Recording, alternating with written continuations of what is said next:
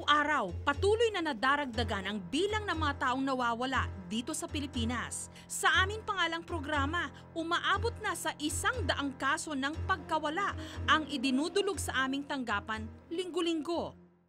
Ang mga kasong ito nag-iiwan ng mga pamilyang nag-aalala ng ilang buwan, ilang taon at ilang dekada pa. May ilan pang ang mga nawawala, hindi na talaga nakita.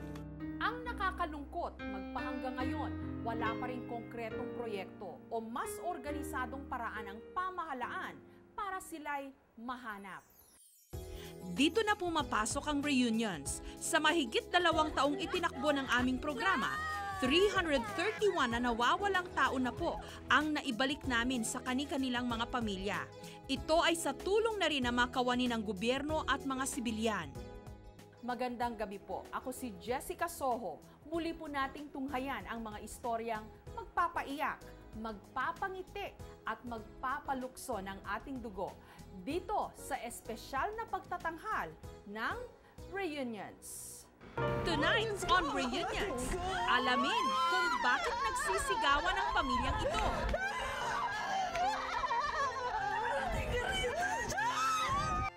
Isang Phil-Am soldier bumalik dito sa Pilipinas para hanapin ang tunay niyang pamilya na nagpaampon sa kanya. And I remember looking up at the sky, just thinking that somewhere in this country is my family. I can't explain in words how much it means to me to want to meet them, to see them, to hug them, to be a part of them.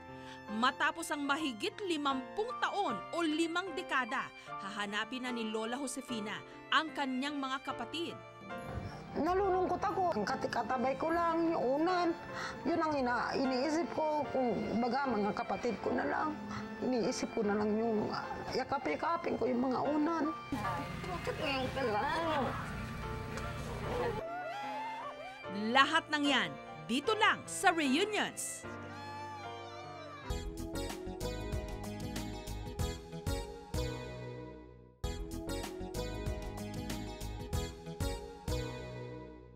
Noong nawala ang may kapansanan sa pag-iisip na si Rolly, halos hindi na nakatulog ang kanyang pamilya. Sinuyod nila ang buong lungsod, mahanap lang ang pinakamamahal nilang si Rolly. Kaya naman sa muli nilang pagkikita, bumuhos ang sobra-sobrang emosyon. Kumbaga sa boxing, bugbog sarado na ang Cavite. Tinagtag na mga litrato ng nawawalang si Rolly Barbuco, 33 taong gulang. Sa kwento ni Aling Elisa, ina ni Rolly, kasagsagan noon ng bagyo nung hilong-talilong silang lahat sa bahay. Tinangay kasi ng hangin ang kanilang bubong. Napilitan kami palabasin muna siya. Nang naawa nga po akong patulogin siya sa hamugan, sa ulanan. Dahil nasira nga po yung bubong ng bahay. Pagkalabas ni Rolly, hindi nila namalayan. Unti-unti na pala itong lumakad papalayo sa kanila. Ang mga magulang ni Rolly, tinatangay ng pag-aalala. Dagdag pa sa kanilang isipan ang sakit na epilepsy at kapansanan sa pag-iisip ng nawawala nilang bunso. Kangaw na ulan eh. Unang-una sisig sa ano ko yung mala kung paano na nangyayari sa anak ko. Na baka natutulog sa ulanan. Pag hindi ko kasi nakain ng unang gamot yan, talagang inaatake mo lagi siya. Eh, ang tagal na niya hindi nakakainom ng gamot. Ay natitiyak ko, lagi ko siyang inaatake ng sakit niya. Walang puknat ang kanilang pakikipagsapalaran. Halos tadtarin ng araw nila ang buong Cavite ng mga larawan ni Rolly. Buong angkan ng araw nila, kulang na lang tumambay at matulog sa bangketa. Pare-parehong nagbabaka sakaling matsyempuhan si Rolly. Minsan merong araw na wala, na mag-aatay kami uli ng balita, magte-text. Pag may nag-text na yung lakad na naman Siyempre excited na sana po Panginoon ko, toong siya na nga po yun. Ganyan na lang ako. Pag naman kami dumating na bigo, iyak na lang ako, iiyak. Nabigo na naman kami. Ayon sa kanyang pamilya, si Rolly raw ay may kapansanan sa pag-iisip, mahirap kausapin at may epilepsy. Makapal din daw ang bigote nito at nakausli ang kanang kamay. Kahit gaano pa sila kadeterminadong matagpuan ang kanilang kamag-anak, tila kulang pa rin sa kanila ang 24 oras. Sa pagkakataong ito, umuwi kami ng bigo sa aming misyon. Nananawagan po kami sa sino mang makakakita po sa kapatid ko. Rolly, kung nanonood ka man, sana ay matuto kang magsalita. Kung ikaw ay taga saan at magpahatid ka, para ikaw ay makauwi na. Rolly, umaasa kaming magkikita pa tayo. Kinabukasan, matapos umere ang panawagan para kay Rolly, ilang tawag ang natanggap ng aming programa. Pero ang pinakatumutugma sa kanilang lahat, ang lalaking ito na nasa kubo sa may Pansol, Laguna. Marungis, mahirap kausapin, may bigote at higit sa lahat, nakausli ang kanang kamay. Simula kailan niyo pa siya nakita dito? Ano na, mga 2 linggo na mahigit. Tinanong niyo ba siya kung ano pangalan niya, kung saan siya nakatira? Ay, ganun lang, nakikipag-ano lang naman siya. Hindi namin minsan maintindihan yung yung salita. Hindi namin maintindihan anong sinasabi. Basta pag lalapitan ka lang, hihinga ka lang ng sigarilyo. Batay sa mga kwentong aming nakalap, matagal na panahon rin daw nagpalaboy-laboy dito sa kalsada ng Kalamba ang lalaking pinaniniwalaang si Rolly. Maswerte pa rin siya at natagpuan siya ni Argel. Tinapay mo tsaka tubig, tsaka sigarilyo. O dali, alam ko, gutom ka na tsaka nauuhaw ka. Hindi nila nakita, ha? Kasi pag napo-napo na sa bahay po namin yan, lagi po namin siyang, nakikinom po kasi sa bahay. Tapos po, pagka naman gusto namin bigyan ng pagkain, naalis na rin po siya minsan. Pero pagka inaabutan po namin siya ng pagkain, kinukuha naman po niya. Siyempre, nakakaawa naman po siya, di ba? Nagugutom nga po siya, di ba? Tsaka nahingi naman po siya, hindi naman siya yung basta-basta na nakakuha lang gano'n. Pero higit pa sa pagkain at inumin ang nais nilang tulong na maibigay sa lalaking pinaniniwalaan nilang si Rolly. Dahil ang totoo niyan, wala silang ibang ninais kundi matukoy kung nasaan na ang mga kamag-anakan niya. Pero ang problema, hirap ito sa pakikipag-usap. Ano bang gusto mo? Ha? Ano bang gusto mo? Gusto mo pa tinapay? Ha? Rolly? Gusto mo pa ng tinapay? Gusto mo ba? Pag babalik na lang kung bibigyan ko uli kita, ha? Gayunpaman, bakas pa rin daw kay Rolly ang kagustuhan nitong makapiling na ang mga mahal niya sa buhay. Dahil nung mismong staff na ng aming programa ang nakipag-usap sa kanya, tila milagrong nakakausap na siya. Saan ka nakatira? Sa Bangaw! Pangalan? Ano pangalan mo? Pangalan? Rolly! Apelido. Barbuaw!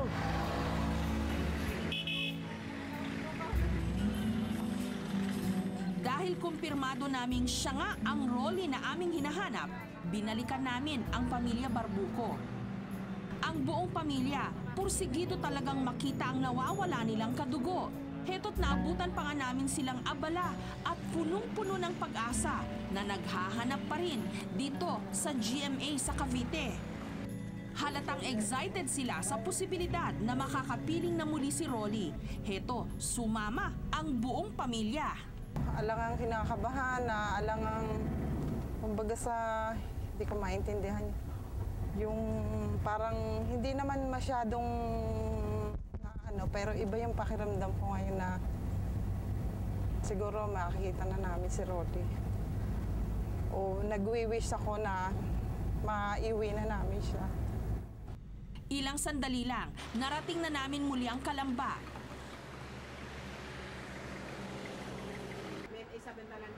Habang pinapalipas ni Rolly ang mga sandali kasama ang mga usok ng sigarilyo, Mabigat namang inihakbang ng pamilya Barbuco ang kani-kanilang mga paa papalapit sa kanya.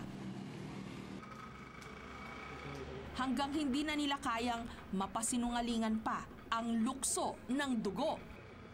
Oh, Diyos ko, kapatid ko!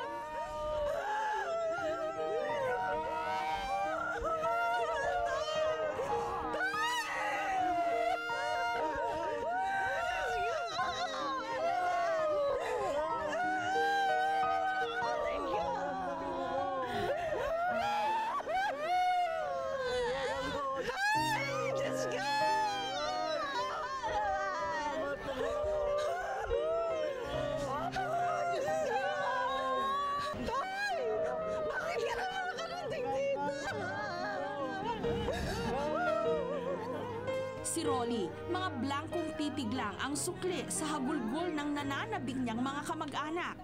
Diyos ko!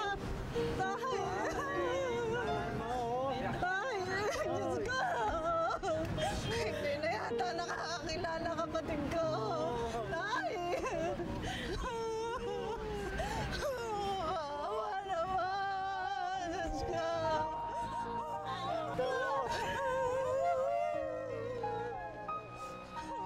Tay! Ilang sandali rin lang, nakilala na nila ang mga sugo ng langit na kumupkop sa pinakamamahal nilang si Rolly. Salamat daw. Maraming salamat. Wala pong problema. Wala pong problema. Wala pong, okay lang po. Ang mahalaga po, natagpuan niyo na po. Pagka po yung anak po iniwalay ko sa inyo. Para na kami maloloka sa kahanap dyan.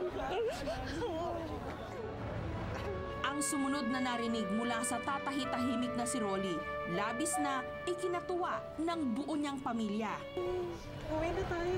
Hoy, uwi na tayo. Ha? Kilala mo ba si nanay? Ha? Kilala mo si nanay? Ha? Eh ako, kilala mo? Ha? Sino ba ako? Natilas! Oo, kilala ko na kapatid ko.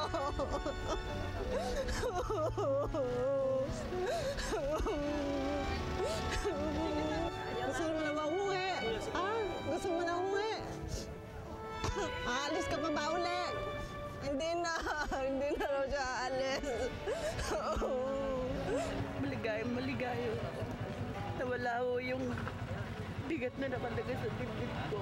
Makakatulog na po siguro ako ngayon ng maayos. Muli na ngang nakabalik sa kanilang tahanan si Rolly at ang ipinagdiriwang ng kanyang pamilya mas masaya pa kesa sa piyesta. Pero may mga aral silang napulot mula sa kanilang karanasan. Ang magtiwalang may natitira pang Good Samaritan sa mundo.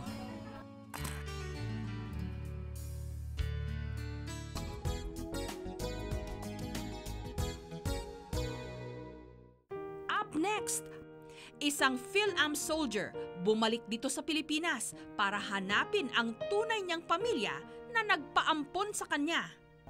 And I remember looking up at the sky, just thinking that somewhere in this country is my family.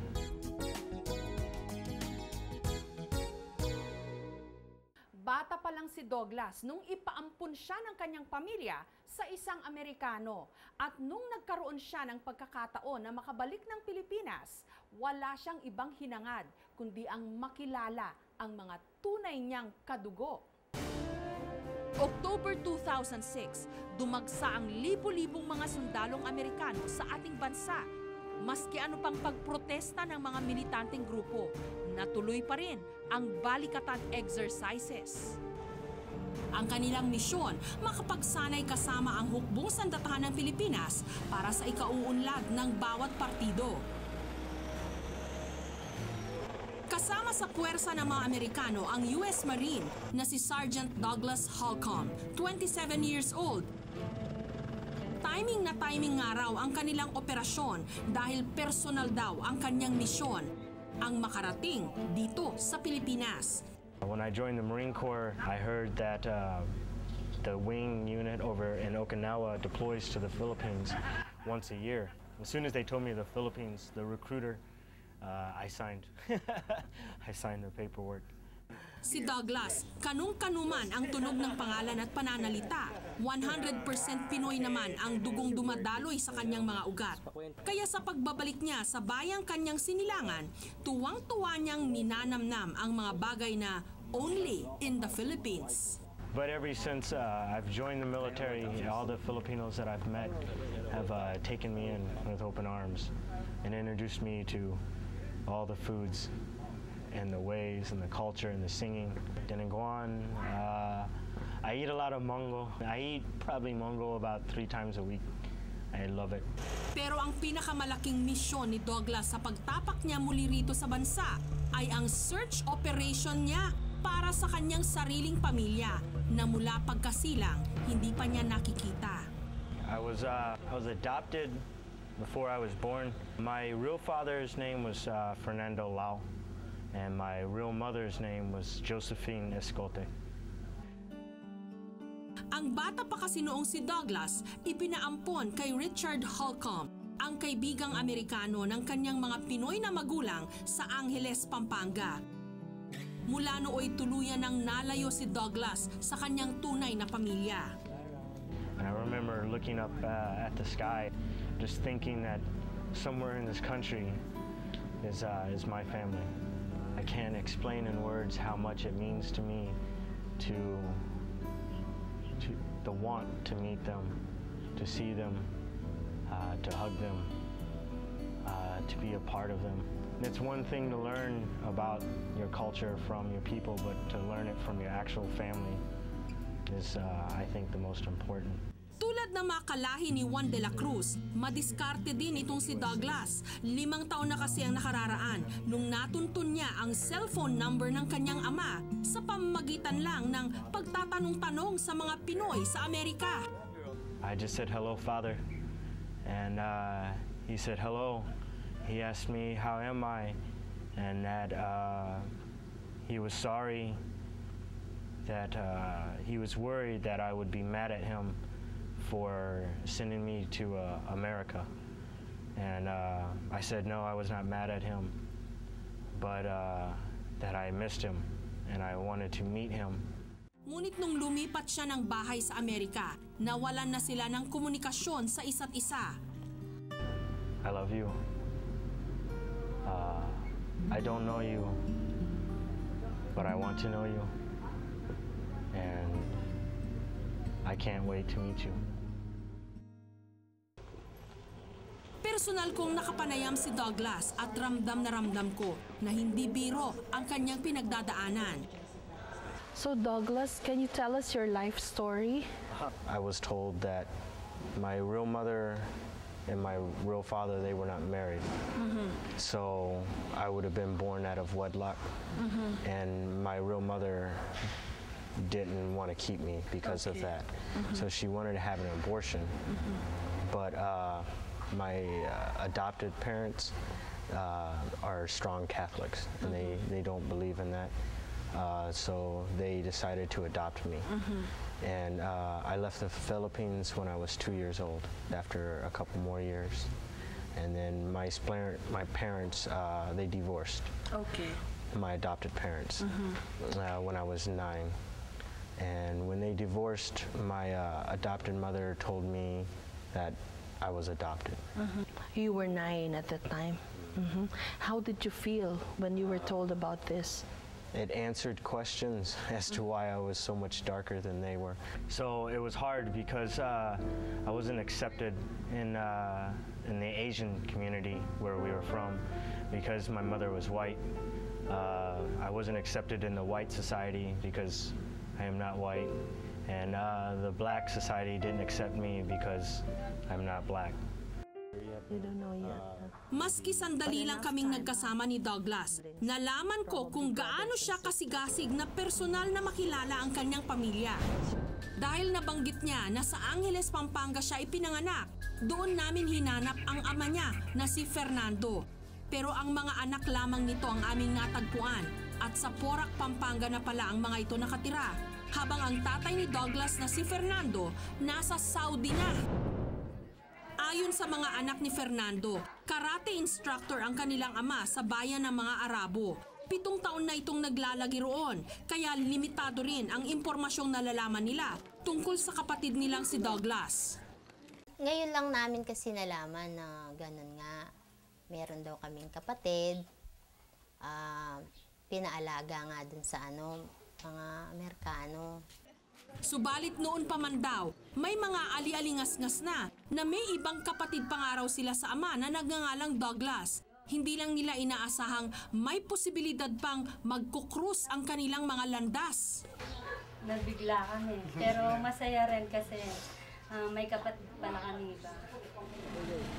Agad naming binalikan si Douglas para maipakilala na sa kanyang mga sariling kadugot laman. Very nervous. I'm very anxious.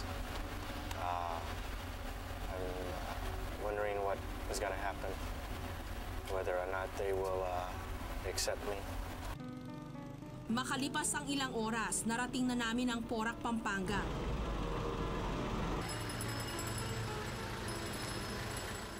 Ang excitement tila nakaplaster sa mukha ni Douglas. You think? No? Sister mo Hi. Kumusta? Hi, kumusta? Ako si Douglas. Kapatid ng daddy mo. Kapatid Kuya Per. Kapatid mo, yan. Nice to meet you. Marunong siya magtagalog? Hindi. Hello. Just my uncle. This is our uncle, yeah. Younger brother of Fernando Lau. Mechanic. How are you? Good. How are you? Fine. How long have you been staying here? I've waited many years. I tried to find you. I don't know what to say. Me too. So, you We know, don't know that we have a brother. nah, Yeah. I knew I had brothers and sisters, but I didn't know how to find you. Hey, we're happy to see you. Yeah. I am happy, finally. At ang hospitality nating mga Pinoy, ipinamalas pa ng mga kuya at ate ni Douglas. Heto, hinainan pa siya ng paborito niyang munggo. Mongo. Oh no. They told me I have bad knees now. And they told me Mongo is bad for my knees. Don't try that. It's bad for you.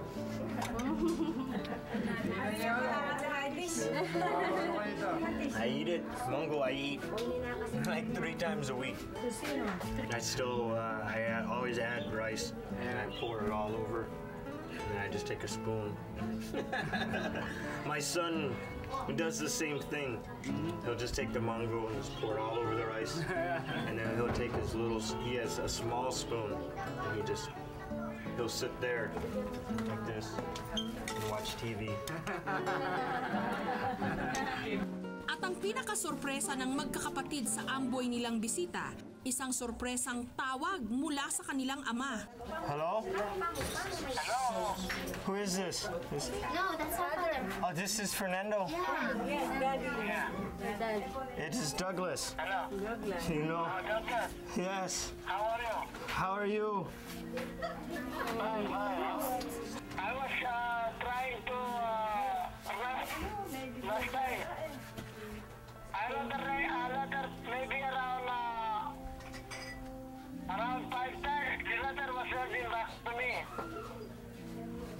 was given back to you?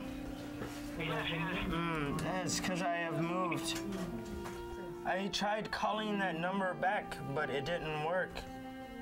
I tried calling. I was transferred also. Oh. Because I tried calling, but it didn't work, and I didn't know how to get a hold of you again. Since you talked to me last time, I didn't yet go home. No? Yeah, I didn't yet go home. Oh. My business is weak, you know. Oh, really? Yeah. I was trying to go around and look money for him, so I really want to see it, son. I'm very sorry. It's okay. When will you come home? I don't know, maybe around, if I can get money on January, maybe I will go. Take care, son. Oh, you too, Father. It is nice talking to you. I am proud of you.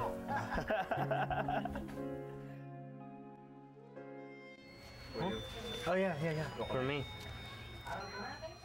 It was good to hear his voice.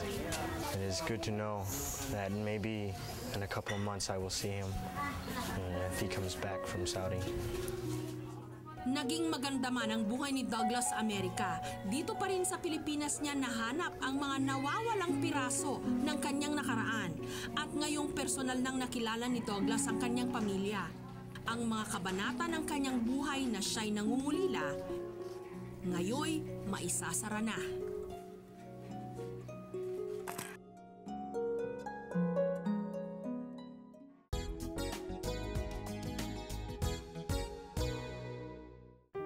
Next, matapos ang mahigit 50 taon o 5 dekada, hahanapin na ni Lola Josefina ang kanyang mga kapatid. Nalulungkot ako. Katabay ko lang yung unan. Yun ang iniisip ko. Kung baga mga kapatid ko na lang. Iniisip ko na lang yung yakap-yakapin ko yung mga unan.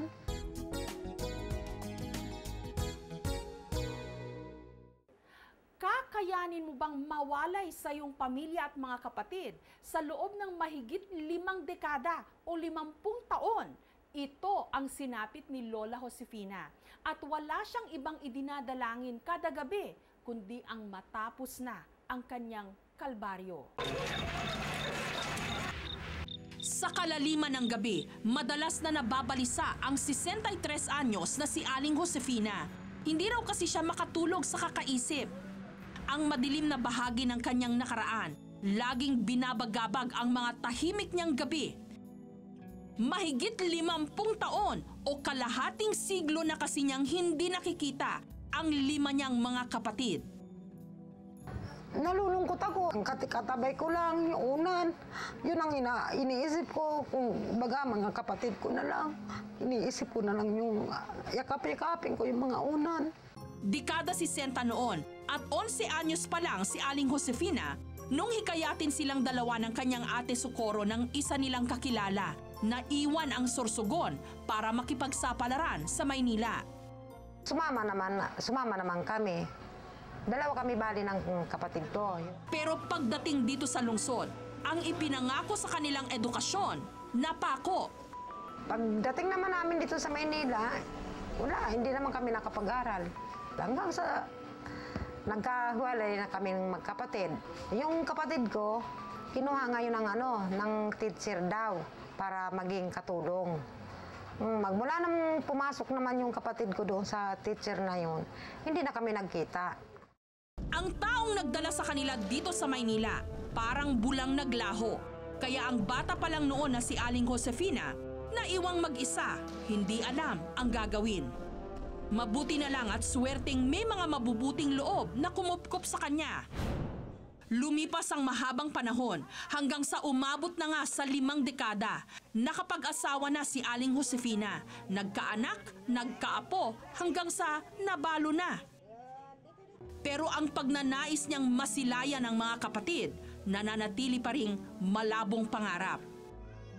Miss na miss. Siyempre, tumatanda na nga ako eh. Hindi ko na sila nakikita. Lalo na yung mga kapatid ko. Siyempre, naaalala ko talaga silang lahat. At nung nakausap ko siya ng personal, mas lalo kong naramdaman ang pananabik at pangungulila niya sa kanyang mga minamahal. Nay, ano hong pakiramdam na alam nyo meron kayong mga kapatid, hindi nyo na sila naaalala, hindi nyo na sila kilala? Parang hindi pa rin po ako nawawala ng pag-asa kung makikita ko yung mga kapatid ko. Umaasa pa rin po ako. Kasi yung iniisip ko pa rin silang hanapin pa rin nila ako. Araw-araw ho ba naalala nyo pa si Socorro? Opo. Anong naiisip nyo ho sa kanya? Sana ka ako, nandito lang siya. Kasi parang minsan nakikinig-kinit ako, parang siguro kapatid ko, nandito lang, nagsasalubong lang kami, hindi ko lang makilala. Ayon pa kay Aling Josefina, tubong Sorsogon ang angkan ng kanilang pamilya, ang pamilya Lonzeras. 7 raw silang magkakapatid at patay na ang kanilang panganay. Pangalawa raw siya sa bunso. Samantalang Rosario, Panfilo, Estrelito, Socorro at Teresa ang mga pangalan ng kanyang mga kapatid. Agad na kaming umaksyon. Isang araw matapos ang panayam namin kay Aling Josefina, may nakuha kaming impormasyon sa COMELEC na may mga Lonzares daw na nakatira hindi sa Sorsogon, kundi sa San Pablo City, sa Laguna. Nagtungo na agad ang aming staff sa nasabing lugar at kahit pabugso-bugso ang ulan, hindi ito naging hadlang para maisakatuparan ang aming misyon na hanapin ang mga kapatid ni Aling Josefina na 50 taon na niyang hindi nakikita. Dinala kami ng aming impormasyon dito sa Barangay Bagumbayan, kung saan may naninirahan daw na Socorro Lonzeras, hanggang sa nadatnan namin ang lolang ito na abala sa paglalaba. Magandang umaga po. Good morning po. Nay, kilala niyo po ba si Socorro?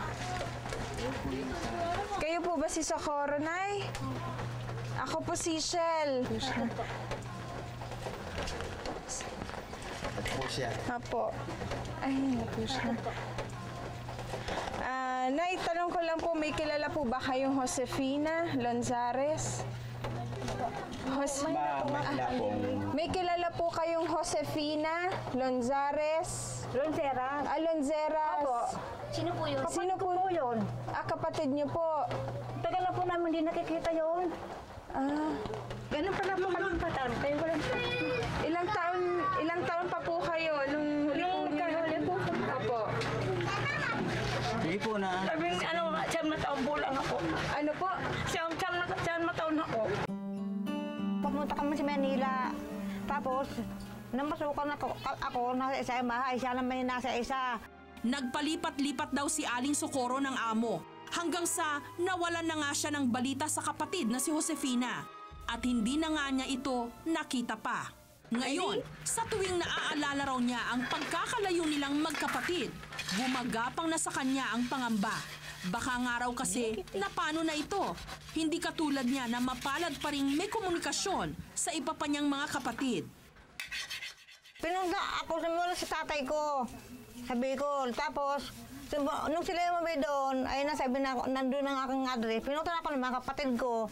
Kaya sabi ko nga, mabuti na lang kapat ako marunong nakalatutong sumulat. Kung hindi na ako makikita.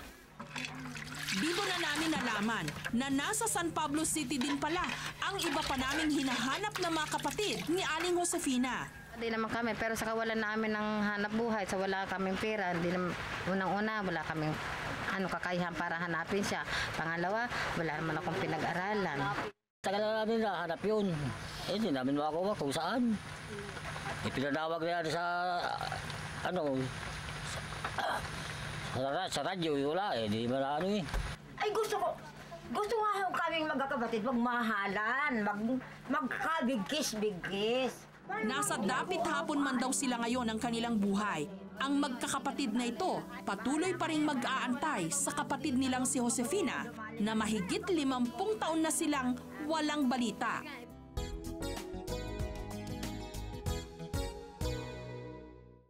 Up next! Nay?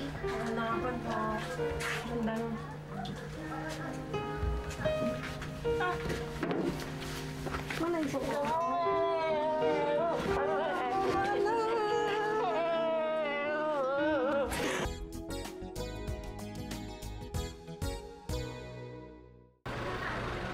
Kinabukasan, sinundo na namin si Aling Josefina kasama ang dalawa niyang anak na sina Jenny at Joselito dito sa bahay nila sa Caloocan. Maaliwalas ang panahon nung araw na yon, tila nakikisabay sa nakatakdang magandang mangyari kay Aling Josefina. Humigit kumulang 3 oras ang aming lalakbayin patungong San Pablo City sa Laguna. Nung mga sandaling yon, naabutan naming nagbabasa ng Biblia si Aling Socorro. Ilang saglit lang, ang pagtatagpong mahigit 50 taon nilang hinintay. Nay? Ano nakapan po? Gandang.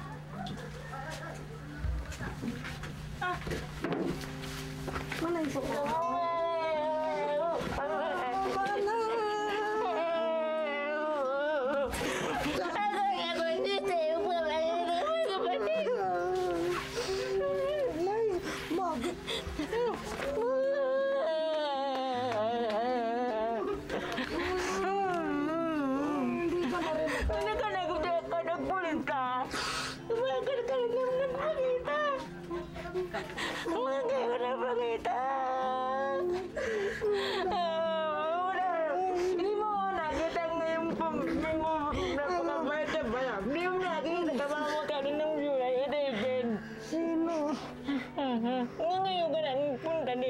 Hindi ko naman nalaman ay. Ikaw si Manay Socorro? Oo.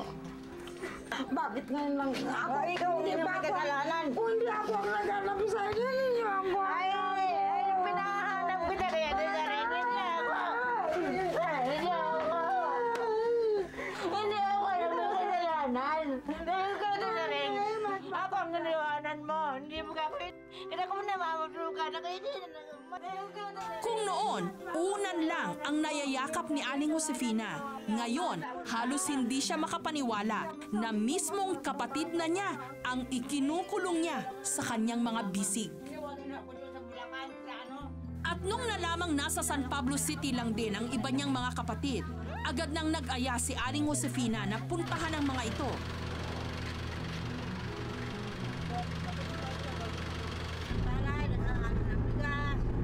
Sino nga Pina? Oy, naku! Bakit ngayon ka lang? Si Manoy!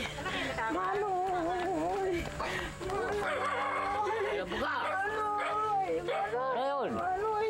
Natatandaan mo ako, Manoy? Ayun! Manoy! Ayun ako! Ay, sino ako? Dahil nga ni kita midbet, dahil na ako makailing. Ay, si Josefina, Manay! Si Josefina ka ba ba? Iyo nga, Ali! Nako! Talaga nga. Manay naman. Kung maibabalik nga lang daw nila ang panahon nung sila'y mga bata at malalakas pa, marahil mas mapapatibay pa nila ang kanilang pagmamahalan. Pero ang higit na mahalaga ngayon, masaya silang magkakasama kahit uugod-ugod na. Wala na ang mga gabi na mababalisa sa pagtulog si Aling Josefina. Dahil alam niyang anumang oras ngayon, maari na niyang makita at mayakap ang kanyang mga kapatid. 5 dekada man silang hindi nagkita-kita. Alam niyang wala pa ring pinagbago ang pakikitungo, pagmamalasakit at pagmamahal nila sa isa't isa.